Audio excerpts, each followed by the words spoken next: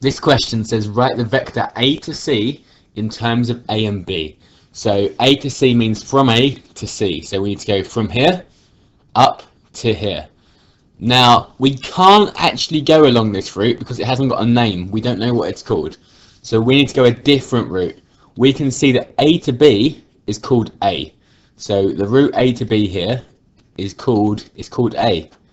And the route b to c, that's called b. If I went backwards along a to b, if I went from b to a, that'd be a minus a. If I went from c to b, that'd be a minus b. But to go to a to c, I'm going to go from a to b. So I'm going to go a to b, which is an a. And then from b, I'm going to go up to c, which is a b. So a to c is a plus b. Okay, this question says x is a point on b to c, so a point on here, such that b to x, this is x here, b to x is 2 parts, and x to c is another 1 part. So this is 2 parts, this is 1 part. So we can say that b to x is 2 out of 3, 2/3 of the journey, and x to c is 1/3. So b to x is 2/3 of the whole line, b to c, and x to c is 1/3 of it. Okay, so we need to go from a to x. So if there was a part A to this question, the part A would say find b to c in terms of a and b. So let's find b to c first. So from here to here. We can't go up here, it hasn't got a name. So we're going to go b to a, which is backwards along the b. So it's going to be minus b, backwards along the b. And then we're going to go forwards up the a. So minus b plus a. So that's b to c. So now I'm going to go a to x. So a to x is going to be a to b. I'm going to do a to b first. And then I'm going to go from b to x. So a to b, that's our b. And then b to x, that's 2/3 of this journey. So 2/3 of b to c. So 2/3 of b to c. And then we need to simplify this by expanding the bracket. So we're going to have b, and then 2/3 times minus b is minus 2/3 b. And 2/3 times a is 2/3 a. So it's no different saying 2 times a is 2a. It's 2/3. 2/3 times a is 2/3 a. And I've got a whole, take away 2/3 of the b's. So 1 whole, take away 2/3 is 1/3. So I've got 1/3 b and 2/3 a. And that's the answer. Okay, m is the midpoint of a to c, so that's here. And n is the midpoint of b and c, so that's in the middle here. Prove that mn is parallel to ab. So to go from m to n, again, if there was a part a, it will be find a to c. So find a to c in terms of a and b. So a to c, I'm going to go a to b, a to b, and then I'm going to go from b to c. So a to b, this time it's 2a plus b, and b to c, I think that should be there, so that's halfway is called a b, so the other half's also called a b. So b to c is minus b, which is minus 2b's. So a to c is 2a minus a b. So that's a to c. We need to go m to n.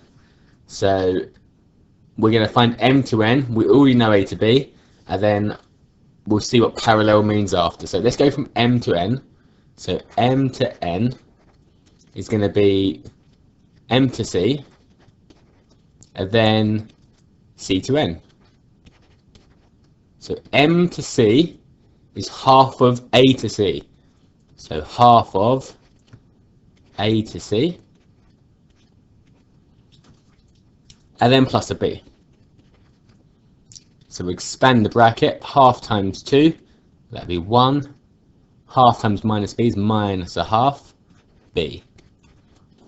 Minus a half b plus a whole b is plus a half. So plus a half b. Right, so now we've got m to n, this is m to n, and we've got a to b. A to b is 2a plus b. How do we prove they're parallel? So to be parallel, one has to be a multiple of the other one. So is one a multiple of the other one? Well, yes it is. So a to b is equal to 2 lots of mn. So because it's a multiple, because mn is a multiple of ab, or ab is a multiple of mn, but because one is a number times the other one, that means they're parallel, they're going in the same direction. If I went along 2 mn's, I've gone along an ab, so they're going in the same direction. ab is a multiple of mn, therefore mn is parallel to ab.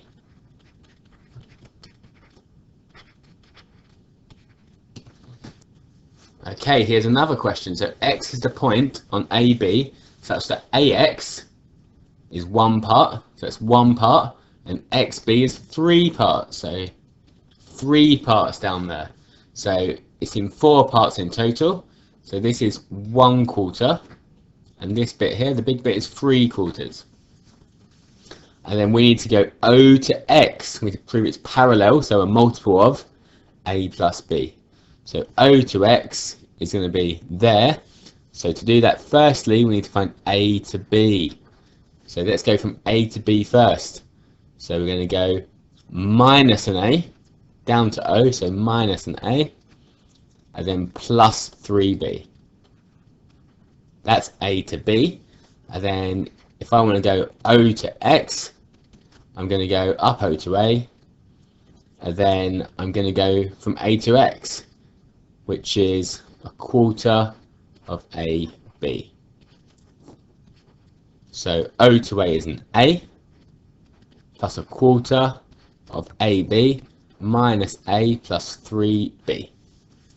Expand the bracket, so it's minus 1/4 A plus 3/4 B. 1 whole take away 1/4, that's 3/4. Plus 3/4 B. So we can see that that's parallel to AB. AB is 3/4. I mean, yep, A plus B is, this is, O to X is 3/4 of A plus B. So O to X is 3/4 of A plus B. Therefore, OX is parallel to A plus B.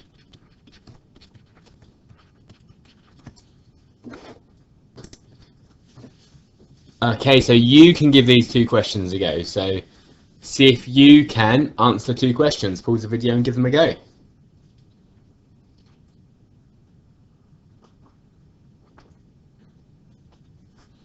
Okay, so this first one over here. So AX to XB is 1 part to 2 parts. So that means AX is 1/3 of the total, and X to B is 2/3.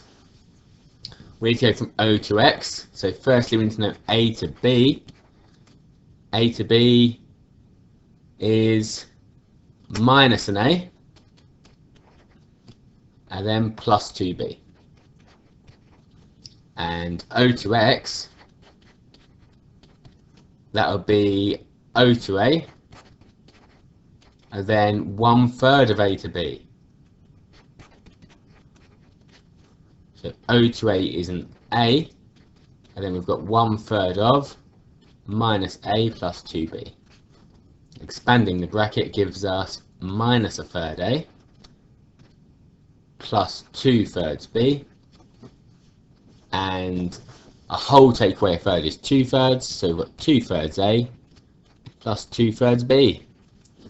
So O to X is 2/3 of A plus B. Therefore they're parallel because it's a multiple. It's a multiple of A plus B. It's 2/3 of it, so it's parallel to it. M is the midpoint of A and C.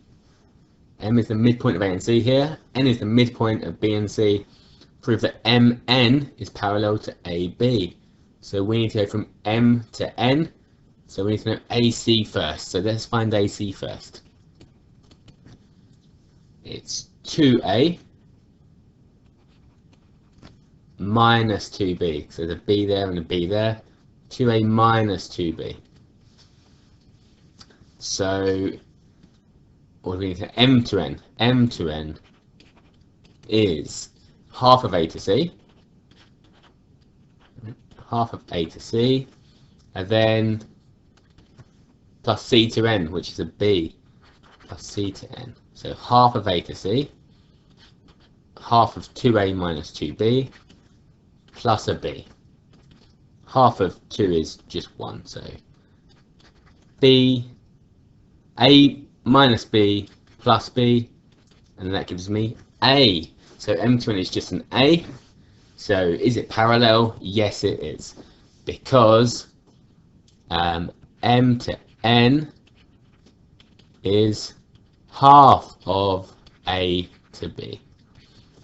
So therefore, because it's a multiple, it's parallel. So therefore, they are parallel.